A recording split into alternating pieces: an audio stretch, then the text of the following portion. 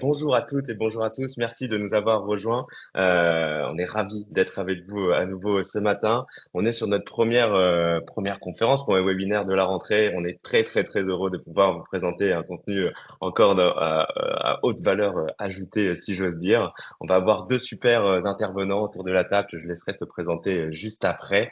Merci aussi pour vos bonnes ondes dans le chat. N'hésitez pas, hein, tout l'intérêt, encore une fois, de ces événements pour nous, c'est qu'il y ait de l'interactivité, qu'il y ait des questions qui soient posées, qu'on puisse y répondre dans la mesure du possible, bien évidemment. Anthony et Pierre-Alix, pardon, vont se faire un plaisir de vous donner leurs petites idées, ce qu'ils ont dans la tête, leurs convictions. Et c'est très important de pouvoir tous pouvoir en profiter ce matin.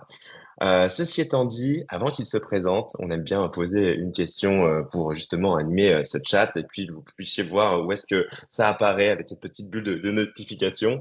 On a tous eu un été assez costaud. Il y a eu beaucoup de grandes annonces qui sont arrivées. Je vais pas spoiler ce qui va se passer dans la première partie. Mais la question qu'on voudrait vous poser ce matin, c'est dans quelle dynamique vous êtes par rapport aux dernières annonces qu'il y a eu, notamment liées à la RSE ou à la transition dans la transition avec un S dans son ensemble. Est-ce qu'on est plutôt pour vous en un ou deux mots, hein, est-ce qu'on vous avez l'impression que on est sur des belles avancées ou au contraire c'est compliqué ou ça va pas du tout? Voilà, comment vous vous ressentez par rapport à ce qui a pu être annoncé d'un point de vue politique, hein, d'un point de vue allez, je donne pas plus d'exemples. Je vous laisse libre cours à votre imagination. Ça va nous permettre aussi d'orienter la suite de la conférence parce qu'on a quelques chiffres clés à vous donner et savoir si vous avez visé juste ou si au contraire vous êtes vous dans votre quotidien et personne n'est vraiment d'accord avec la vision. Donc merci beaucoup pour les premiers qui répondent et merci encore une fois d'être avec nous. Je rappelle la thématique avant de laisser la main à Pierre-Alix. RSE, les nouvelles approches pour embarquer les équipes et accélérer sa transition, c'est à quel point l'engagement aujourd'hui est important, crucial, primordial pour que ça fonctionne et on va trouver ensemble des clés pour faire en sorte que tout roule dans votre entreprise. C'est parti, Pierre-Alix, je te laisse la main et merci à nouveau d'être avec nous aujourd'hui. Merci Alban, salut à toutes et tous. Donc je m'appelle Pierre-Alix Lauré-Bavet et je suis aujourd'hui le cofondateur de Deuton, qui est un projet que j'ai créé après des expériences au Canada et en Argentine, durant lesquelles j'ai constaté à la fois à quel point j'aimais bien embarquer les gens dans des aventures collectives, que ce soit gravir des montagnes par moins 50 degrés Celsius, traverser l'Atlantique à la voile, mais vraiment créer des choses collectives qui sont puissantes et sur lesquelles on se rend compte qu'on est capable de faire de grandes choses ensemble, mais à la fois aussi en Argentine, en travaillant en conseil en transition énergétique, à quel point des fois on partait de loin en termes de compréhension des enjeux, de compréhension des actions concrètes qu'il fallait mettre en place pour agir pour la transition écologique. Et c'est en mélangeant ces deux passions-là, c'est-à-dire la passion de faire comprendre aux gens, leur donner des outils concrets pour agir, et la passion de leur donner envie de s'embarquer dans une aventure collective, que j'ai choisi de créer Deuton en 2020 et de créer Deuton, qui est un projet qui tourne autour d'un atelier d'intelligence collective que je vais vous présenter un peu plus tard, qu'on déploie massivement et dont le principe est simple, c'est de permettre aux gens d'imaginer le futur, d'imaginer un futur dans lequel ils croient et de leur permettre d'agir pour ce futur-là au niveau de la transition écologique. Et donc c'est un atelier qui a été créé en 2020 et qui se déploie massivement avec un système qui est proche de la fresque du climat. On peut participer à l'atelier en 3 heures et ensuite se former à l'animation en quelques heures. Et ça nous a permis de toucher aujourd'hui presque plus de 200 000 participants grâce à 10 000 animateurs et animatrices dans plus de 60 pays dans le monde. Et ce déploiement, il se fait avec des publics ultra variés, on fait des ateliers grand public, on fait des ateliers pour l'enseignement supérieur, mais aussi dans un cadre professionnel, à tous les niveaux hiérarchiques, pour tout type d'entreprise et tout type d'organisation publique. On a pu le faire aussi bien avec des cadres, avec des ministres, qu'avec des salariés de tout type. Et ça nous fait notre grande fierté d'avoir cette diversité d'impact. Super, bah, merci beaucoup Pierre-Alix pour ces premiers éléments de présentation. Effectivement, on va revenir sur l'atelier d'automne. Je vois aussi dans le chat que quelques-uns ont déjà ou vont mettre en place ce genre d'atelier, ce type d'atelier, enfin votre atelier. Ça, c'est super et de jolis chiffres aussi qu'on voit à l'écran. Bravo pour cette réussite jusqu'à maintenant. Et je vais laisser la main à Anthony qui va compléter et se présenter. Ok, merci Alban. Bonjour à toutes et à tous. Ravi d'être avec vous aussi aujourd'hui. Donc moi, je suis Anthony, je suis le fondateur de la société Civitime. Civitime, c'est une structure que j'ai créée il y a 7 ans maintenant, avec pour objectif d'aider les entreprises à embarquer, sensibiliser leurs collaborateurs dans le développement durable et dans leur stratégie RSE. Avant ça, moi, j'étais ingénieur en développement durable dans une filiale d'Engie dans laquelle je travaillais pendant 4 ans. Et je me suis rendu compte que effectivement, les entreprises avaient des besoins de solutions qui changent un peu, qui rompent avec l'existant pour embarquer les collaborateurs sur ces transformations. Et c'est comme ça que j'ai décidé de créer Civitime avec une approche qui est un peu singulière, en tout cas qui est la nôtre, qui est qu'on se base, en tout cas on utilise la gamification pour embarquer un maximum de collaborateurs dans ces sujets RSE et développement durable. Euh, c'est une approche qu'on a conçue alors, par rapport, contrairement à ce que les gens pourraient penser, et ce qu'on me dit souvent, c'est ah, mais pour avoir créé System, c'est que tu dois être un sacré gamer à la base. Absolument pas. Je suis pas joueur du tout. Mais par contre, la gamification nous est venue comme étant la solution idéale pour embarquer les collaborateurs suite à des travaux et des études qu'on a fait avec des psychologues du travail, notamment pour identifier les leviers psychosociaux qui vont favoriser l'engagement d'un collaborateur dans une stratégie RSE. Et, euh, et la gamification est devenue comme un levier pour agir sur ces éléments psychosociaux. Je vous en dirai un peu plus juste après, mais voilà un peu la genèse de Civitime. Et donc aujourd'hui, on accompagne une centaine de clients en France et à l'étranger qui veulent sensibiliser leurs salariés et on leur met à disposition donc, des solutions, du contenu digital et gamifié et collaboratif pour embarquer un maximum de collaborateurs et leur proposer une expérience stimulante et source de plaisir et pas quelque chose qui soit perçu comme trop contraignant, comme alors je prends toujours cet exemple-là, mais on veut être perçu comme un peu moins chiant que les e-learning sur la RGPD. Voilà, c'est ça notre positionnement. Donc voilà, désolé s'il y a des DPO autour de la table, je ne pense pas, mais Tu peux te mettre des personnes à dos là très rapidement, Anthony, quand même. Bon, merci beaucoup pour ces premiers éléments. On est super content de vous avoir tous les deux autour de la table parce qu'on sent qu'il y a une approche aussi complémentaire. On a eu déjà une première présentation de Ton sur un atelier plutôt en présentiel, Anthony plutôt sur des formations digitaux. On va voir aussi comment tout ça peut s'imbriquer. À l'agenda du jour, en une seconde, on va avoir deux grandes parties. La première, l'introduction. Où est-ce qu'on en est aujourd'hui dans la RSE et de manière très, très globale et les transitions. D'où la première question qu'on se posait, enfin, d'où la question d'introduction. On a eu pas mal de réponses. On va pouvoir les commenter. Et puis, un cœur d'intervention qui va durer bien 30 minutes à ce moment-là, seront justement la présentation de méthodes innovantes pour engager les collaborateurs, collaboratrices dans ces enjeux, dans vos enjeux surtout. Et deux rappels que vous voyez à l'écran. Vous allez pouvoir poser vos questions tout du long, c'est tout l'intérêt. Donc, moi, j'ai le rôle d'intervenir et de couper Pierre-Alix ou Anthony et leur dire, là, on a une question qui est vraiment sympa. On y va et on y répond. Et puis, il y aura le replay qui sera envoyé suite à l'intervention, alors quelques jours après, le temps que ça sorte de nos cartons. Par contre, on n'envoie pas la présentation, donc on compte sur vous pour être bien attentif. Et dernier élément, vous avez croisé de temps en temps Gabriel, soit en vidéo, soit sur le chat, qui fait partie de l'équipe de Ton et qui a plein de contenu à vous partager aussi. Donc merci d'être là, Gabriel, pour tous les partages qui seront à venir. Allez, hop, ceci étant dit, première partie, les enjeux actuels de la RSE et des transitions. Pierre-Alix, on a convenu de tu commencer. Si tu es toujours OK, c'est à toi. Ouais, avec plaisir. Bon, bah, la slide est montrée. J'allais vous demander, d'après vous, combien de Français sont Je... préoccupés par le changement climatique aujourd'hui? Bon, il y a des gens rapides qui l'ont vu. Si vous pouvez me dire, guesser un pourcentage comme ça, deviner un pourcentage. Tu peux rappeler la Commence. question, Pierre-Alix? Ouais, la question, c'est d'après vous, quel pourcentage de Français sont préoccupés aujourd'hui par le changement climatique, se disent préoccupés par le changement climatique? Alors, on a du 50, du 85, du 25. Ok, donc il y a des avis pas mal différents. Intéressant. Maintenant, deuxième question. Quand on demande aux Français si elles ou ils veulent que la société, elle est pas mal comme ça, faut qu'elle reste comme ça, grosso modo, tout n'est pas parfait, mais c'est pas mal, ou s'ils veulent plutôt un changement profond dans la société. D'après vous, c'est quel pourcentage qui dit souhaiter un changement profond dans la société? Deuxième question.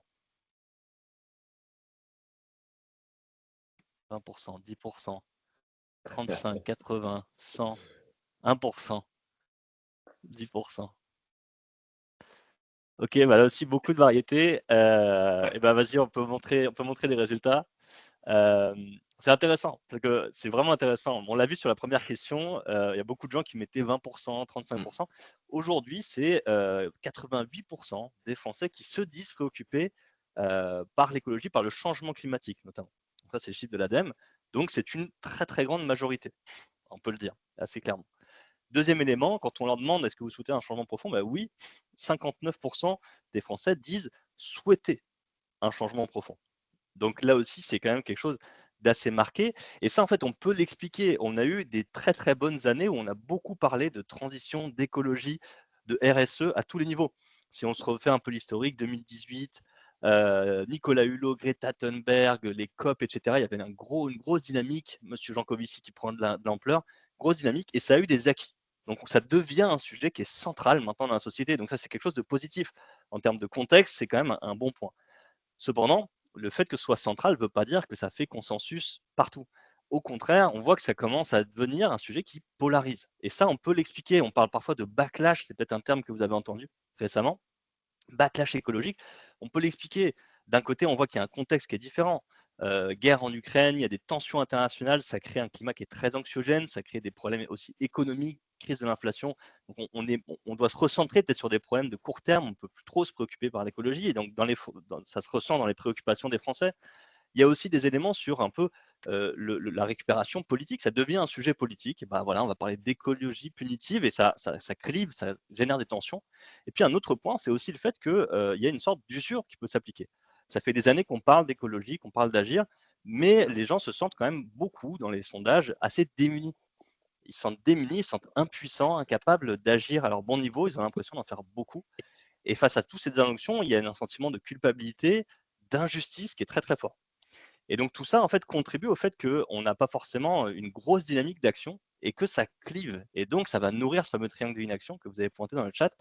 On a des gens qui vont dire, moi, j'ai vraiment pas envie d'agir plus, j'ai déjà beaucoup sur mon assiette. Et donc, on a ce climat de polarisation qui est à la fois sociétal et qui se démarque de façon générale. C'est une ambiance de polarisation, mais qui se retrouve aussi sur l'écologie.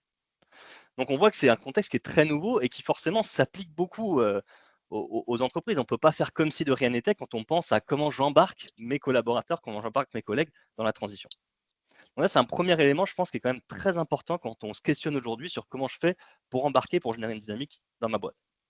Deuxième élément, rapidement, c'est que il y a quand même une autre tendance qui est assez forte, c'est que de plus en plus, on a un alignement des enjeux de transition en général et des enjeux stratégiques pour les entreprises.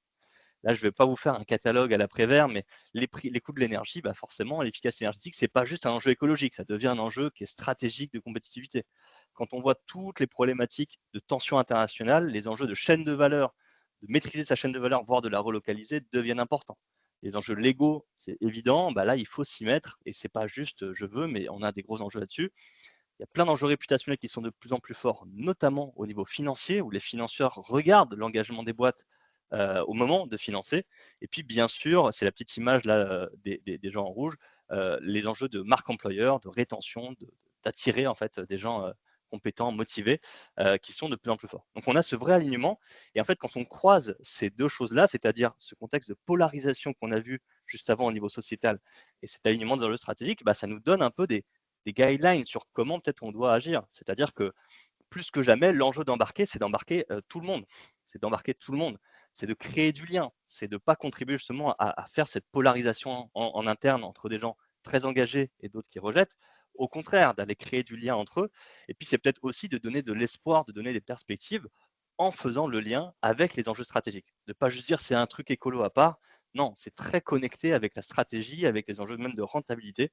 Et je pense que ça, c'est quelque chose qui est quand même une tendance de fond dont on peut s'inspirer quand on parle d'embarquer ses collaborateurs.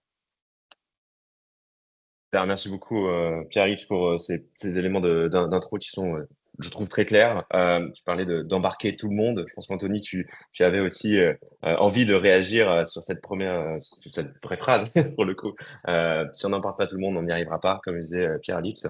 Je sais que tu as aussi quelques éléments à nous partager. Je te laisse la main. Ouais, complètement. C'est un vrai sujet dans les entreprises. Aujourd'hui, l'embarquement, comment je fais pour embarquer, engager, même le terme d'engagement, le terme de mobilisation des collaborateurs est un vrai sujet, avec souvent des questions qui se posent aussi de dire, mais en fait, bon, finalement, pour bouger, est-ce que j'ai vraiment besoin d'engager tout le monde? Est-ce que j'ai besoin que tous mes collaborateurs soient engagés dans la RSE ou finalement, s'il n'y a que mon COMEX et mon CODIR, ça sera déjà pas mal et ça suffit. Euh, et, et, euh, et l'enjeu là-dessus, c'est effectivement, on ne va pas atteindre le même niveau d'engagement des collaborateurs. C'est-à-dire qu'il y a des collaborateurs qui vont avoir des changements à opérer dans leur quotidien et on ne va pas attendre le même niveau d'engagement. Ce qu'on a besoin, par contre, c'est de créer un terreau fertile dans les entreprises pour que les personnes qui sont aux manettes sur les changements puissent avoir toute la latitude, on va dire, pour le faire et qu'il n'y a pas de gros freins et de grosses réticences au changement. Et c'est ça tout l'enjeu de l'entreprise avec un deuxième enjeu par-dessus ça, c'est que, bien évidemment, le niveau d'engagement de tout un chacun dans une entreprise sur le sujet du développement durable n'est pas du tout homogène. C'est-à-dire que dans une organisation, vous allez avoir, euh, parce que le sujet quand même de la RSE et du développement durable passe au-delà des frontières de l'entreprise, vous allez avoir des personnes déjà extrêmement engagées, sensibilisées, peut-être même activistes sur le sujet, et d'autres qui sont très très loin de tout ça. Et c'est tout l'enjeu pour une organisation de dire, OK, comment j'arrive à faire monter tout le monde en compétence sur le sujet, tout en m'adaptant à leur niveau de connaissance actuel pour pas que ça soit plutôt effet contraire. Parce que un collaborateur qui est déjà très engagé, et peut-être engagé même dans des associations, dans sa vie privée, etc., au niveau du développement durable, si vous arrivez avec des actions de sensibilisation plutôt classiques, lui expliquer comment trier les déchets, ça va créer un effet contraire, un désalignement entre déjà lui, son niveau d'engagement et ce que l'entreprise lui propose. Donc c'est un jeu, enfin en tout cas c'est extrêmement sensible de mener des actions de sensibilisation et on aime bien représenter ça à travers la matrice que vous voyez à l'écran, ça s'appelle la matrice push-pull. C'est une matrice, c'est un concept issu du marketing social notamment. Et vous allez voir à peu près la représentativité du niveau d'engagement de vos salariés dans une entreprise. C'est-à-dire que vous avez en abscisse le niveau d'ancrage des collaborateurs avec la situation actuelle. Donc plus les collaborateurs sont sur la droite en abscisse, plus ils sont ancrés à la situation actuelle. Et ensuite, en ordonnée, vous avez plutôt, c'est un axe sur, on va dire, le futur désirable, c'est-à-dire que plus ils sont en haut de l'ordonnée, plus ils sont attirés par une situation future, en tout cas sur lesquelles on a envie de les amener. Et donc tout l'enjeu, c'est de comment déjà on désancre les collaborateurs de la situation actuelle, c'est-à-dire de leur montrer que en fait on peut plus rester comme ça. Donc ça, c'est bien souvent ce que font les entreprises, c'est la première étape de sensibilisation, hein, montrer que les enjeux du développement durable sont très costauds et que on peut plus rester comme ça. Donc on les désancre de la situation actuelle. Et ensuite, c'est les attirer vers un futur désirable, leur montrer que ce qu'on leur propose demain sera positif et aura des impacts, de réels impacts. Et c'est là où ça passe notamment par l'embarquement des collaborateurs sur la stratégie RSE de l'entreprise. On n'est plus sur de la sensibilisation macro, mais sur plutôt quelque chose de très orienté sur l'entreprise. Et c'est ce qui nous amène à la slide d'après, Alban, si tu peux passer. Tout le concept en fait de changement, c'est des étapes qui sont souvent pourtant oubliées pour les entreprises, mais qui s'adaptent en fait à tout projet de transformation. C'est-à-dire qu'à partir du moment où vous voulez que des collaborateurs soient engagés sur un sujet, le développement durable, mais ça peut aussi être un projet d'entreprise, etc., ces 4 étapes sont indispensables. La première, donc la phase de sensibilisation, je vous apprends rien, c'est expliquer quels sont les enjeux liés au développement durable. Donc là, on va les désancrer de la situation actuelle. La deuxième étape, ça va être la phase d'adhésion, où là, on va plutôt expliquer aux collaborateurs ce que l'entreprise ou l'organisation souhaite mettre en place au regard des enjeux auxquels nous sommes confrontés.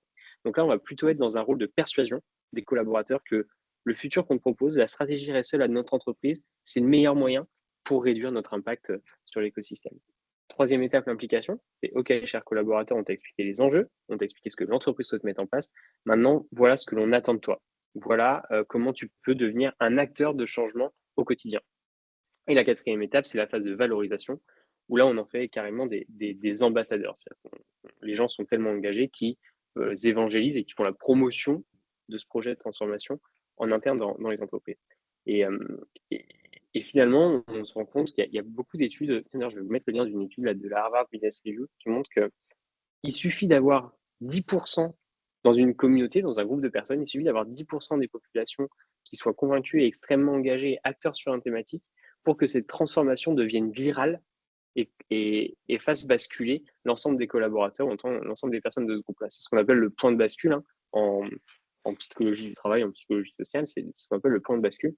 Il y a des articles très intéressants qui ont été faits là-dessus par justement la Harvard Business Review. Je vais vous mettre le lien là maintenant et je vous laisse en prendre connaissance. Voilà pour un peu de théorie sur le sujet.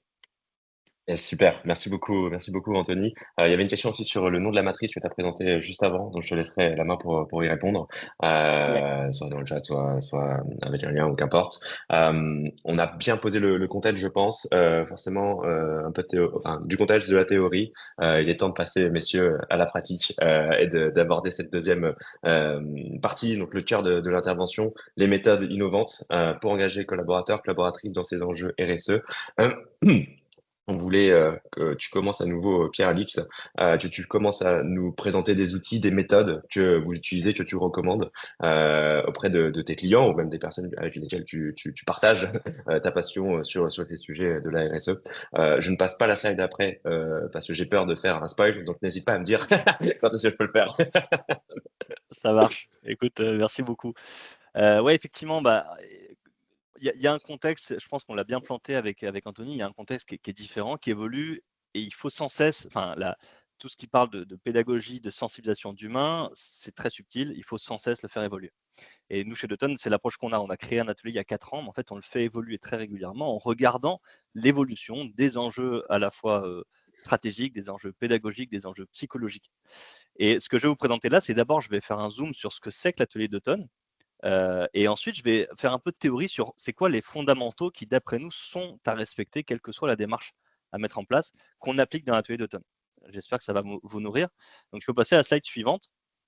Et donc, je vais vous expliquer ce que c'est que l'atelier d'automne. C'est une expérience pédagogique qui se fait en groupe, qui se fait en intelligence collective avec des groupes d'environ 10 personnes et durant laquelle on va permettre aux gens d'imaginer un scénario de transition écologique jusqu'en 2050 pour respecter les engagements de l'accord de Paris sur le climat, c'est-à-dire atteindre ces fameuses 2 tonnes équivalent CO2 par an et par personne en 2050. On se demande comment il faut faire et on va mettre en place des actions pour créer un futur, un scénario dans lequel on croit, dans lequel on a envie de s'impliquer. Et donc concrètement, ce qu'on va faire, c'est qu'on va calculer son empreinte carbone individuelle avant, et ensuite on va se projeter dans le futur. Vous pouvez le voir là sur le petit GIF animé, et on va prendre des décisions de façon chronologique, avec des tours qui vont représenter 3 à 4 années, et aller jusqu'à 2050 en voyant à quel point les actions qu'on met en place permettent de réduire l'empreinte carbone.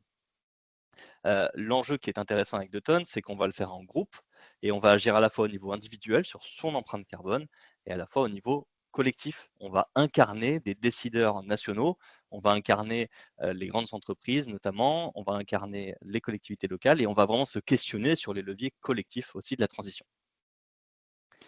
Ça, c'est, on va dire, comment on fait les choses. Maintenant, cet atelier, comme je l'ai dit, il répond en fait à des enjeux et il a une méthode qui, d'après nous, est très pertinente. Et c'est là-dessus que je vais m'accorder. Déjà, c'est les objectifs pédagogiques qu'on s'est fixés. Et en fait, pour nous, ils sont plus pertinents aujourd'hui que jamais avec le contexte que j'ai mentionné. Ce contexte de sentiment d'impuissance, de culpabilité des gens et ce contexte de polarisation qu'on a pointé. Beaucoup de gens, en fait, dans la cause du passage, du manque de passage à l'action, c'est qu'on se sent perdu et sans repère. On se sent démuni. On ne sait pas si les actions qu'on va mettre en place sont réellement pertinentes. On ne se sent pas forcément efficace. Donc, on ne préfère pas agir. C'est assez classique et ça correspond un peu à la première phase qu'Anthony a évoquée, de sensibilisation. Pour ça, pour nous, il faut que les gens soient outillés. Il faut qu'ils aient des connaissances de base, des repères pour agir. Et c'est ce qu'on donne avec l'atelier d'automne. C'est des ordres de grandeur, des leviers d'action concrets qu'ils peuvent appliquer à leur échelle. Ça, c'est absolument essentiel, évidemment. Et c'est pour ça que Dutton a une approche qui est quantifiée. On a envie de donner aux gens des outils quantifiés, concrets, pour que ça dépasse les actions qu'on pointe comme ça, mais dont on ne peut pas comparer la pertinence. Deuxième enjeu, qui est vraiment psychologique, c'est ce manque de motivation, ce sentiment de découragement, d'impuissance, voire de culpabilité. Pour ça, pour nous, il faut vraiment le casser. Comment le casser? Déjà, il faut donner une perspective de succès aux gens. Et c'est pour ça que l'atelier d'automne se projette jusqu'à 2050. C'est pour qu'on puisse vraiment aller jusqu'au bout par rapport à un objectif des 2 tonnes qui fait foi, qui fait référence. Comment on fait pour y arriver et est-ce qu'on peut y arriver? Et on se rend compte dans l'atelier que c'est pas forcément facile, mais c'est jouable, c'est réalisable et que les leviers, ils sont à disposition. L'autre élément important dans ce sentiment de démotivation, c'est se dire que son action à soi ne sert à rien. C'est-à-dire, je suis une goutte d'eau dans l'océan, ça ne se joue pas à mon niveau. Donc, par exemple, quelqu'un pointait dans le chat, en fait, il faut changer les business models. Donc, ça veut dire que si on ne change pas le business model, moi, mon action, elle ne sert à rien. Et ce sentiment d'impuissance-là, il est très dommageable. Et pour nous, la clé, si on veut casser ça, c'est de montrer aux gens que leur action, elle dépasse le cadre individuel. C'est que leur action, elle s'inscrit dans une dynamique collective qui elle-même se renforce de l'action de chacun. Et c'est ce qu'on voit dans l'atelier d'automne. On explore la complémentarité entre l'action individuelle et l'action collective. Et on traite ce qui est clé entre les deux, c'est-à-dire la notion d'influence. Quand moi j'agis, j'ai une influence sur les autres autour de moi, j'ai une influence sur mon entreprise, sur mon organisation, sur la société. Et donc, ce faisant, on va montrer aux gens que leur pouvoir d'action est beaucoup plus grand qu'ils ou elles peuvent le croire.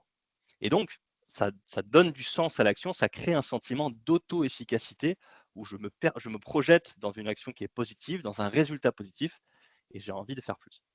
Dernier point, évidemment, c'est qu'il faut donner envie de passer à l'action. Il faut donner envie pour un projet dans lequel on croit. Et c'est pour ça que l'atelier d'automne, il joue sur quelque chose qui est ludique, qui est collectif et sur lequel on va explorer les co-bénéfices. Pas juste réduire du carbone pour réduire du carbone, mais voir qu'est-ce que ça nous apporte dans mon mode de vie, dans la société et pourquoi pas en termes d'opportunités pour l'entreprise. Si on arrive à faire ça, effectivement, là, on crée les deux choses. On a des gens outillés, motivés et ils peuvent agir de façon durable. Ça, c'est un premier élément. Deuxième élément, je vais peut-être un peu accélérer. Tu peux passer à Alban. Ça, c'est une nouveauté. C'est qu'on s'est rendu compte, au départ, l'atelier s'appelait 2 tonnes. 2 tonnes, ça fait référence à l'empreinte carbone. On s'est rendu compte qu'aujourd'hui, il y avait un vrai besoin d'avoir une approche beaucoup plus systémique. Pourquoi? Parce que déjà, des problèmes écologiques, il n'y en a pas qu'un seul, il y en a plusieurs. Donc il y a le changement climatique, mais il y en a d'autres, et on prend ici, avec la théorie du donut, les 9 limites planétaires. 9 limites planétaires qui sont autant d'enjeux écologiques sur lesquels il faut agir, sachant qu'il y en a 6 qu'on est en train de dépasser aujourd'hui. Donc c'est vraiment pertinent d'avoir une approche qui n'est pas juste orientée carbone, mais qui couvre ces ensembles de limites planétaires. Deuxième élément, c'est qu'il y a aussi les enjeux sociaux. Et on ne veut pas faire une transition en sacrifiant tout. On veut faire une transition qui ne se passe pas aux dépens des enjeux sociaux dont on a besoin pour toute la société, que ce soit en termes d'accès à des besoins très physiologiques, mais aussi en termes d'égalité, de justice, etc. Et ça, on voit que c'est essentiel plus que jamais dans le contexte sociétal actuel, où le besoin de justice, notamment, est très très fort et où ça crée des tensions. On peut le voir au niveau politique. C'est pour ça qu'on a choisi cette théorie du donut et d'en faire vraiment un pilier de la méthode Deuton pour que vraiment on puisse comprendre pour chaque type d'action qu'on met en place, quels sont les co-bénéfices sur toutes les dimensions écologiques, mais aussi comment faire en sorte que ça ne soit pas un problème social, qu'au contraire, ça permette de régler des enjeux sociaux. Et donc ça, c'est quelque chose qui est très intéressant parce qu'on va pouvoir donner aux gens une vision systémique, mais de façon très pédagogique. Un donut, cette théorie du donut qui est créée par l'économiste anglaise Kate Raworth, c'est très facile à comprendre, très facile à visualiser, ça a même un côté ludique. Donc on peut se l'approprier et on peut le transposer à son échelle. Ça, pour nous, c'est essentiel. Autre point important, c'est l'intelligence collective.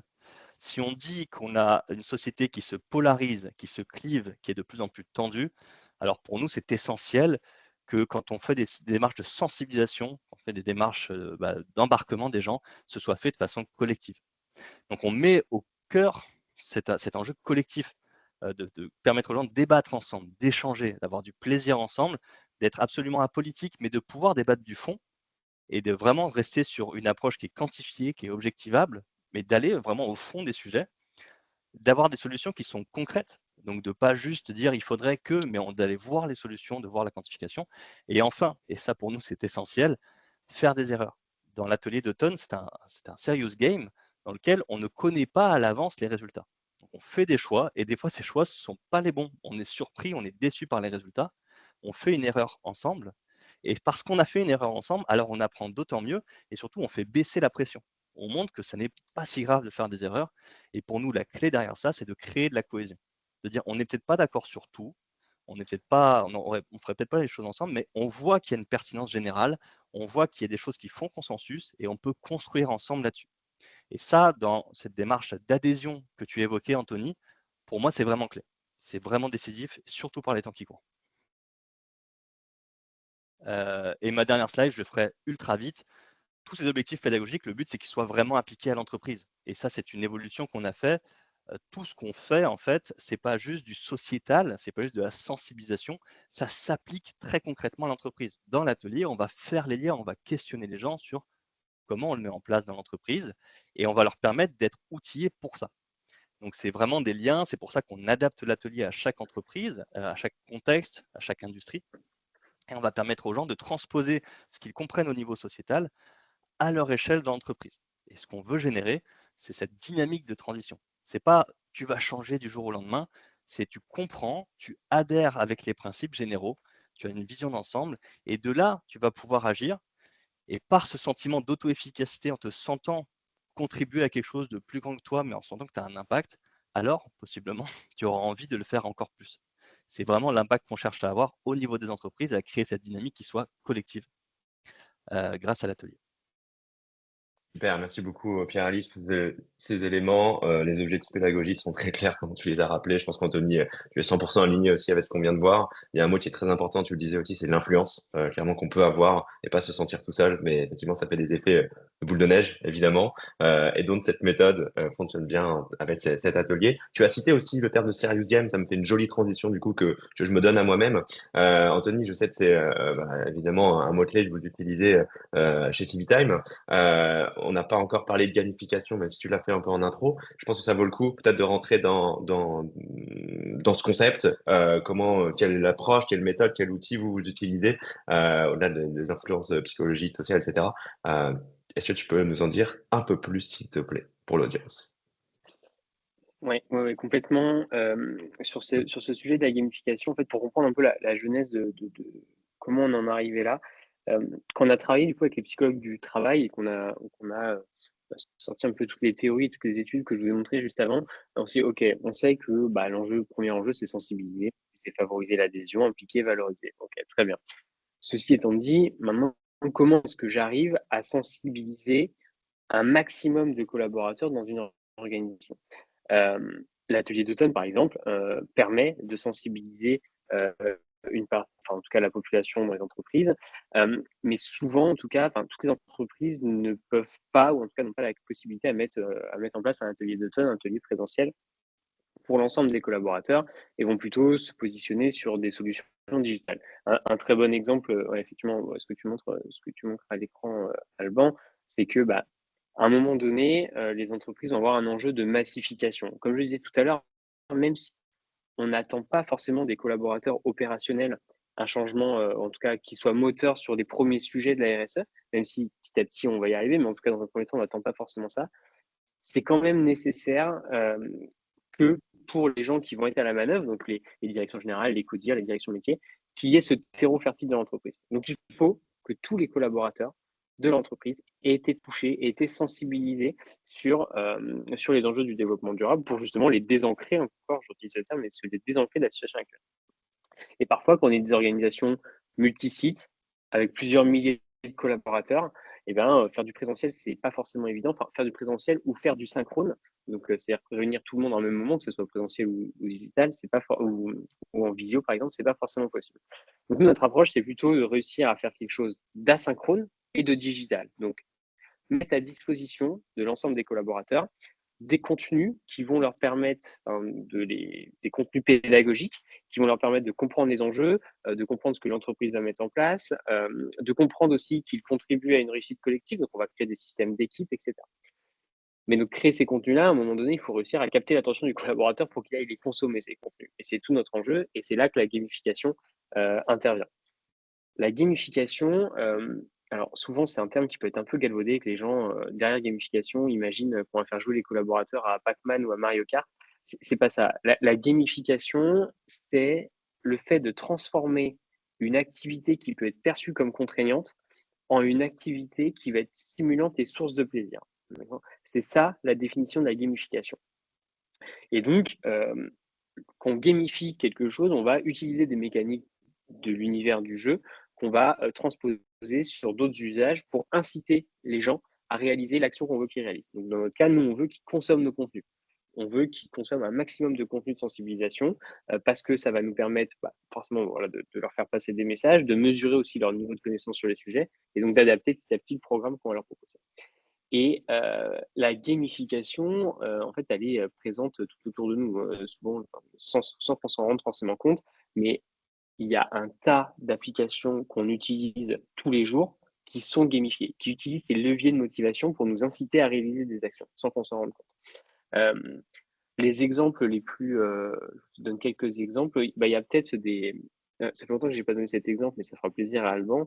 Il y a peut-être des fervents de la course à pied autour de la table et qui utilisent l'application Strava. Moi, par contre, j'utilise l'application Strava. Strava, c'est une application qui va, pour le coup, c'est un très bon exemple de transformer une activité contraignante en une activité qui va être un peu stimulante parce que vous allez renseigner sur Strava la course à pied, la performance que vous avez faite et ça va agir sur le levier que vous voyez en haut, qui est un peu le même levier que Facebook, qui est l'influence sociale.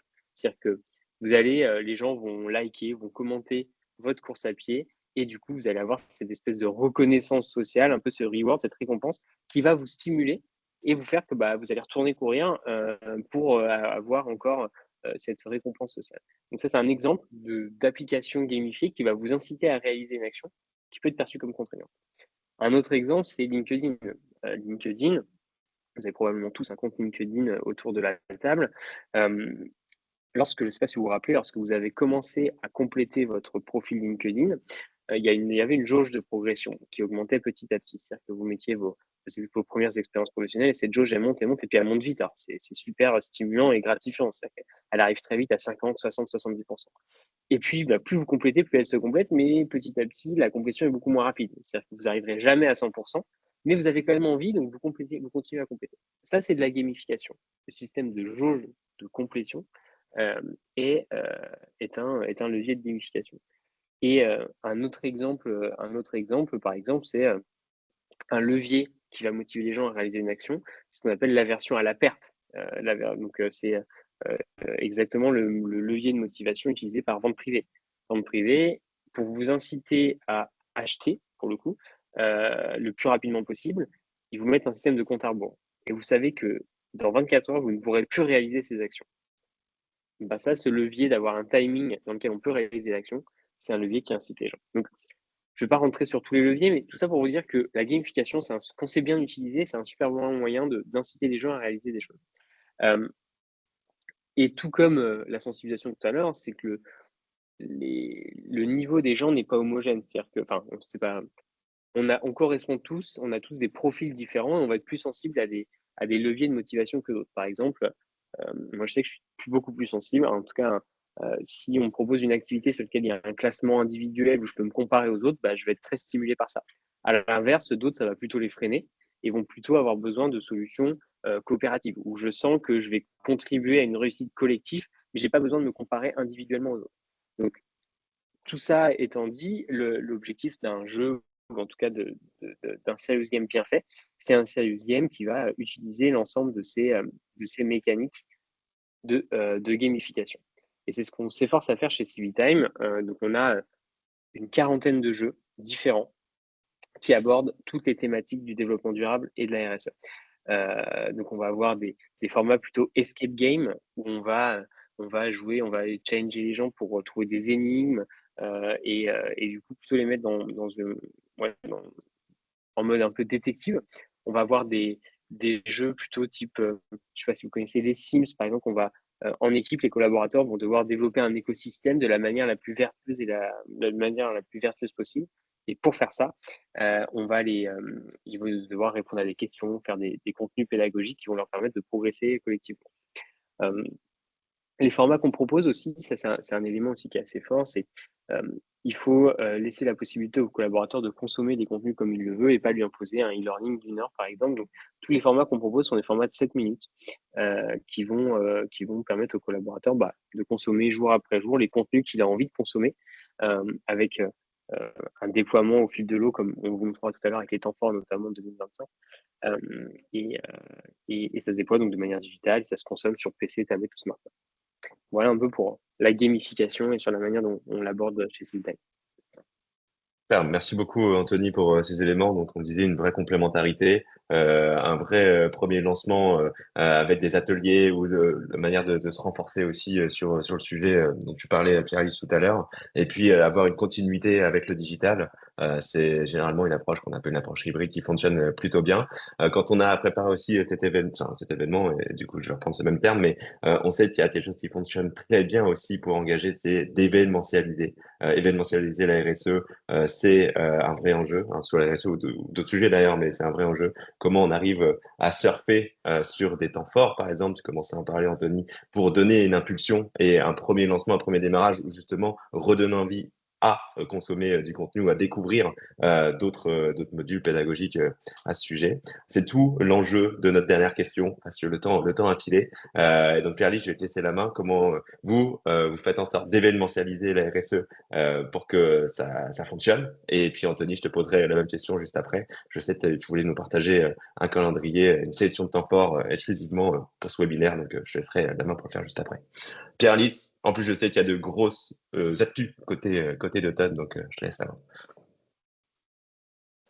Ouais, merci. En fait, événementialiser, pour nous, c'est décisif. En fait, c'est décisif parce que créer l'événement, c'est créer l'enthousiasme et c'est précieux à 3 titres. Déjà, c'est générer de la fierté et c'est souvent quand on arrive à ancrer sur un événement et qu'on arrive à dire on l'a fait ensemble, on marque le coup, on ancre quelque chose, on génère de la fierté et ça, c'est quand même très pertinent. La deuxième point, c'est de valoriser en interne et en externe. Donc, il y a des événements qu'on peut organiser autour de la RSE qui sont des points forts pour les marques, pour les entreprises qu'on peut rendre visibles en termes de communication. Et puis enfin, je l'ai évoqué, c'est cet enjeu de rassembler des gens très différents où on a un vrai prétexte. On dit bon tiens, c'est les 20 ans de la boîte, c'est une fête, il y a quelque chose de fort. On va rassembler tout le monde et on va créer du lien autour. Encore une fois, j'insiste là-dessus, du lien, de la cohésion. Et nous, on s'est fait une spécialité de ça finalement. Donc l'atelier d'automne, on le déploie dans des contextes ultra différents. On adore faire des événements qui sont un peu fous, un peu ambitieux, qui sont un peu à l'écoute de ce que les folies que les boîtes ont, des rêves qu'elles ont, et on le rend possible. Donc on l'a fait dans les trains de la SNCF. On faisait des ateliers dans les wagons-bars avec la SNCF. Et c'était génial parce que ça générait de la fierté et de l'attirance au niveau des participants qui venaient, qui étaient ultra divers et qui débattaient ensemble, c'était génial. Mais aussi au niveau des salariés, genre les contrôleurs, enfin tout la SNCF, ils étaient méga fiers d'organiser ça. C'était une fierté pour eux très très fort. Autre chose qu'on a fait, c'est un atelier en direct sur France Inter. Donc un atelier dans la matinale de Léa Salamé et Nicolas Demorand. C'était le 7 décembre 2023. Et ils nous ont dit, faites-nous un atelier en format radiophonique. Alors, ça a été un énorme défi qu'on a fait de façon exceptionnelle. Mais là aussi, c'est un événement qui est ultra fort, qui a créé une dynamique chez France Inter. Dans la rédaction, c'était la folie.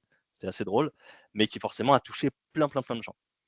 Et ça, c'est quelque chose qu'on peut faire, tout le monde peut le faire finalement. L'atelier d'automne, comme je l'ai dit, notre principe, c'est de former des gens à l'animation pour qu'ils puissent l'animer auprès de leurs collègues. Et c'est des choses qu'on peut faire de façon très événementielle. L'un des plus gros qu'on a fait, c'est avec Danone, près de 1000 salariés le même jour sur 3 sites différents, avec 89 animateurs et animatrices internes formés la semaine d'avant. Et c'était une énorme fête. Et là aussi, l'un des termes clés qu'on est ressorti, c'était on est fiers. On est fiers que Danone organise ça. On est fiers de s'être tous rassemblés ensemble, de s'être projetés sur l'avenir de la boîte et de s'ancrer sur. C'était les 50 ans du discours d'Antoine Ribou qui a un peu créé le concept de RSE. Et ça faisait vraiment ce truc de, il y a 50 ans, on a été novateur, on a réfléchi à la responsabilité des entreprises, et là, on se projette loin dans le futur. C'est quelque chose de très, très fort. Et donc, nous, on adore faire ça. On adore se prendre au jeu des rêves d'organisation des entreprises. Et pour nous, c'est quelque chose qui a énormément d'impact. Je dirais que ça fait impact puissance 2, quoi. Donc, j'encourage les boîtes à s'amuser, à être ambitieuses et à réfléchir à comment on peut cranter quelque chose qui va avoir un impact, qui va marquer une culture. Les JO nous ont montré quand même que des fois, un gros événement comme ça, ça devient quelque chose qui s'intègre très vite dans la culture populaire. Je pense qu'on peut faire pareil dans les boîtes. De super exemples, très inspirants. Du coup, on le voit aussi dans le chat, tu as réagi beaucoup. Bravo pour ces présentations et ces interventions. On n'a pas demandé les chiffres des retombées, mais je pense que du coup, ça a dû être une belle animation côté interne pour Dutton par la suite. Je sais qu'il y a aussi de grandes annonces qui sont à venir pour vous, Pierre-Alix, j'en dirai pas plus. Anthony, si toi aussi tu veux te confronter à cette question, et je te partage pas l'écran que tu Ouais. voulais partager. Ouais, tout à fait. Nous aussi, je rejoins 100% Pierre-X là-dessus. Et clairement, la clé, c'est de réussir. En fait, l'enjeu des entreprises, c'est de réussir à parler tout au long de l'année de la RSE. Mais tout en l'événementialisant. Ça ne suffit pas d'ouvrir un catalogue avec 100 contenus à disposition des collaborateurs et consommer comme vous voulez. Non, il faut l'animer. Et c'est tout l'enjeu.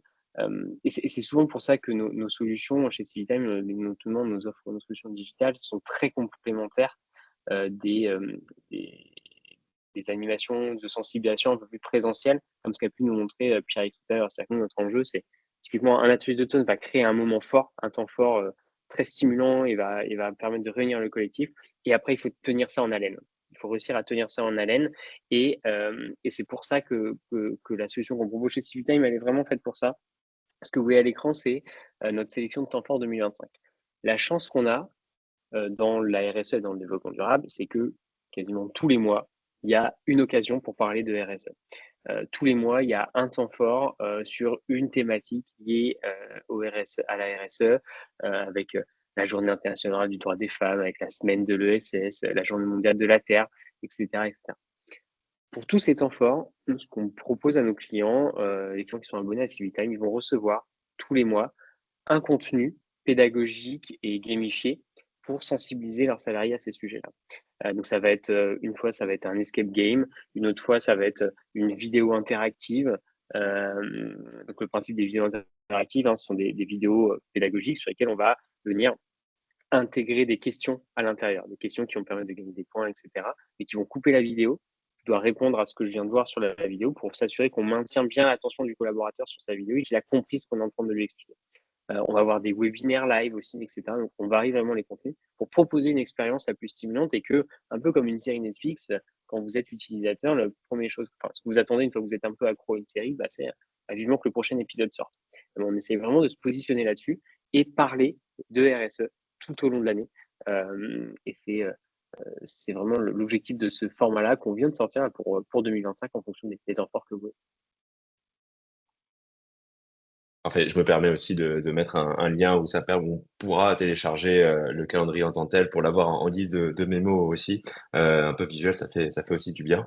Très bien, l'événementiel, ça marche plutôt bien et ça inspire et ça fédère et ça crée des émotions aussi. On a un petit peu discuté juste avant, créer des émotions, c'est aussi ce qui permet de faire bouger les lignes et de se souvenir et de donner envie à d'autres personnes de faire comme nous. Je vais squeezer une question pour aller sur la dernière parce que il est déjà 21 et on va devoir vous abandonner bientôt malheureusement. Donc, n'hésitez pas à poser vos questions aussi dans les dernières minutes. C'est souvent là où tout se joue dans ce Money Time. On le sait très bien. Dernière question, je vais commencer par toi, Pierre-Alix, avant de regarder dans le chat. On est à la rentrée 2024, au mois de septembre. Est-ce que tu as un conseil, une ressource autre que toutes celles qu'on a pu débattre, qu'on a pu mettre en avant aujourd'hui pour accélérer sa transition ou ses transitions pour 2025? On sait que c'est un moment, une période charnière, septembre 2024, enfin septembre pour l'année d'après. Donc, une ressource ou un conseil, on t'écoute. Ouais, alors j'y ai pas mal pensé et je vais donner quelque chose à mon avis, d'essentiel par les temps qui courent, qui fait écho à ce qu'on a évoqué comme contexte au début. Je pense qu'il y a une responsabilité en tant que professionnel, qu'on soit impliqué dans la RSE, qu'on soit manager ou autre. On a une responsabilité, c'est de garder espoir, de garder espoir, de garder de l'ambition. Je l'ai évoqué, en ce moment, il y a des contextes de tension, on parle de backlash. Et je vois beaucoup de gens engagés qui souffrent de ça, en fait, qui n'y croient plus, qui disent ça fait des années, on avait des victoires, maintenant on a l'impression de reculer. Pour moi, la clé, c'est de rester ambitieux, de rester dans l'espoir, de se dire qu'on y croit. Et c'est en fait, c'est une responsabilité, c'est un devoir pour moi en tant que manager, en tant que professionnel qui veut transformer sa boîte, c'est d'y croire et c'est de diffuser ça autour de soi. Si on ne part pas avec déjà un espoir qu'on va y arriver et avec une vraie ambition générale, alors c'est mal barré, quoi. Donc moi, c'est vraiment le conseil que j'ai pour vous. Gardez de l'espoir, transmettez cet espoir, gardez de l'ambition, transmettez cette ambition et gardez-le au cœur de tout ce que vous mettez en place avec vos équipes. C'est beau, PA. Je sais pas comment j'ai dit ça. Euh, euh, Moi, ce que je pense, alors bien évidemment, j'adhère à ce que vient de dire Pierre-Alix, mais c'est surtout aussi qu'il ne faut pas hésiter à proposer des nouveaux récits inspirants et mobilisateurs auprès de vos collaborateurs. Rompre avec la manière dont on peut les sensibiliser sur d'autres thématiques et, et pour que la RSE soit perçue comme quelque chose vraiment de central justement à l'entreprise, qui va être un levier de performance. Et donc, n'hésitez pas à proposer des choses nouvelles, des choses qui changent, des choses qui n'ont jamais été faites, pour que ça soit aussi perçu comme vecteur d'innovation. Et pour ça, je vous invite, alors il y a alors arrêtez-moi si je me trompe, je crois que c'est 9 et 10 octobre, Produrable, c'est ça, Alban? 9-10, 9 et 9-10. 10, ouais. Ouais, ouais. Le 9 et 10 octobre, il y a le salon Produrable. Alors pour ceux qui ne connaissent pas, c'est un peu la grande mecque de la RSE. Il y a énormément d'acteurs. C'est un salon qui est qui est de plus en plus important, avec énormément de conférences et d'ateliers de qualité. Venez sur ce salon, vous rencontrerez beaucoup d'acteurs de la RSE qui proposent des solutions, qui proposent de l'accompagnement pour vos entreprises, et ça vous donnera, je pense, des billes pour que 2025 soit une année charnière dans vos transformations respectives. Donc, bien sûr, avec 2 tonnes, on y sera. Et Alban, est-ce qu'on peut encore donner des places ou pas? Je m'avance Oui, peut-être, t'es pas prévenu, mais est-ce qu'on oui, peut encore? je vais le mettre, tu fais très bien d'en parler. Effectivement, on y sera avec Doton, ils ont un super stand aussi, tous les ans, allez les voir. Honnêtement, ça vaut vraiment le coup. Et puis, il y a toujours beaucoup de gens dans les allées. Nous aussi, on y sera, bien évidemment. Je vais mettre un lien qui vous permet d'avoir une invitation, parce que c'est payant de base, Produrable. Avec nos codes, ça vous permet de pouvoir y aller de manière gracieuse. Pas de contrepartie, si ce n'est de prendre un café ensemble, et que ce soit chez Doton ou chez nous, qu'importe. En tout cas, merci pour vos messages d'espoir à tous les deux et ces précisions, ces conseils pour bien démarrer 2025 finalement. Ça va nous permettre de se mettre sur les bons rails. Il y avait deux questions. Enfin, il y a plusieurs questions. Tu vas aller assez vite hein, pour le coup, Pierre-Alix. Est-ce que l'atelier est possible en ligne? Oui, absolument, il est possible en ligne, pareil pour des groupes de 6 à 15 personnes et ça marche très bien parce que comme on a un atelier qui est basé sur une solution digitale, c'est très Mhm. vivant en ligne, chacun a son accès à la plateforme, fait ses choix, remplit. Donc pour le coup, on a beaucoup parlé de gamification en ligne, ça marche très très bien aussi. Et d'ailleurs, l'atelier est traduit aussi en 8 langues avec des données internationales, Super. donc ça peut se faire y compris à l'étranger. Ok, en ligne et en synchrone, hein, du coup, on a bien compris. Je le rappelle, c'est Exactement, ouais. important. C'est un atelier d'intelligence collective, donc c'est en groupe toujours, c'est pas chacun derrière chacun de son côté. Super. Et une autre question, est-ce que vous intervenez dans les collèges, les lycées, écoles? Je crois que tu l'as dit tout à l'heure, donc je Oui, ne m'avance oui, pas trop à effectivement, ouais. répondre oui. Ok, super. Et puis, on avait une question un peu plus de fond, un peu moins technique. On parlait j'essaie de la retrouver. Le fait de fonctionner en temps fort, il y a eu pas mal d'échanges hein, dans le chat et Mm. j'aimerais bien aussi avoir votre avis. Le fait de fonctionner en temps fort n'assure pas de créer une perception de la RSE comme un projet parallèle ponctuel plutôt que central. On parle de temps fort sur l'événementialisation, soit très forte, soit sur tout au long de l'année. Est-ce que vous avez allez, une phrase chacun pour convaincre ou déconstruire ou argumenter en ce sens? Bon, ouais, là-dessus, c'est souvent une objection, ou en tout cas un retour qu'on a. En fait, les temps forts sont qu'un prétexte, hein. Les temps forts sont qu'un prétexte. Et à partir du moment où on arrive à rattacher ce temps fort à quelque chose justement de plus global, comme une stratégie RSE pour les entreprises qui ont déjà une feuille de route RSE, etc., bah, il n'y a pas de sujet. Enfin, au contraire, c'est encore plus pertinent. C'est-à-dire que vous avez une stratégie RSE qui est bien structurée au sein de votre entreprise, une feuille de route qui est bien structurée sur tous les enjeux sociaux, sociétaux, environnementaux. Surfer sur la journée internationale du droit des femmes, faire un peu de sensibilisation dessus et faire le lien avec votre stratégie et votre feuille de route RSE, ah non, typiquement, non, au contraire, ça renforce encore plus cette feuille de route. Donc, pour moi, la réponse, elle est claire. À partir du moment où on fait le lien avec quelque chose de plus grand, on va dire, qui est votre feuille de route. Complètement aligné et pour ajouter une phrase, il y a quelqu'un aussi qui mentionnait le fait d'avoir de l'espoir. Peut-être que c'est espoir et temps fort, est-ce que ça fait pas un peu un truc en parallèle ou un truc trop utopique? En fait, je pense que créer des temps forts et garder de l'ambition, ça ne veut pas dire qu'on dit qu'on va tout faire du jour au lendemain et qu'on célèbre un truc génial du jour au lendemain. C'est plus marquer le coup, montrer une trajectoire, une ambition, réunir les gens autour sans forcément dire on attend à ce que tout le monde change tout du jour au lendemain. C'est pas du tout réaliste. On peut avoir une trajectoire ambitieuse, mais être très progressif, être très réaliste dans la mise en œuvre et impliquer les gens dedans. Et pour moi, c'est ça, il y a un différentiel entre marquer le coup et transmettre un message d'espoir et dire on va tout faire tout de suite aujourd'hui. Au contraire, c'est pertinent de marquer le coup et de dire on va tous se mettre autour de la table et on va tous être d'accord pour avancer progressivement vers le même endroit. Super, je pense que ça complétait bien du coup les échanges dans le chat. Merci beaucoup pour votre vision. On va s'arrêter maintenant, mais c'était vraiment très chouette d'être avec vous. Il faut rendre le micro, 12h30. On a un petit peu dépassé en plus. Donc merci à toutes et à tous d'être restés avec nous jusqu'au bout. Merci pour toutes ces interactions. C'était vraiment tout ce qu'on voulait créer comme événement. Je pense que vous nous le rendez bien. Donc merci beaucoup. Ça nous a fait vraiment plaisir d'être avec vous pour vos bonnes ondes également. Merci Pierre-Luc, merci Anthony pour votre disponibilité. Merci Gabriel aussi pour tous les liens qui ont été partagés. C'est au top. On se retrouve très vite. Je pense que la prochaine fois, on se verra. C'est plutôt sur Produrable, probablement. Voilà, avec plaisir pour continuer les échanges. Je pense qu'Anthony, Pierre-Luc, vous êtes aussi disponible sur LinkedIn. Enfin, disponible en tout cas. On peut vous contacter là-bas s'il y a encore des questions ou des points qui n'avaient pas été éclaircis. On rend l'antenne. Merci à tous, merci à toutes et à bientôt. Merci Alban pour Merci à l'animation. tous. Merci à toutes et Merci tous. beaucoup. Au revoir.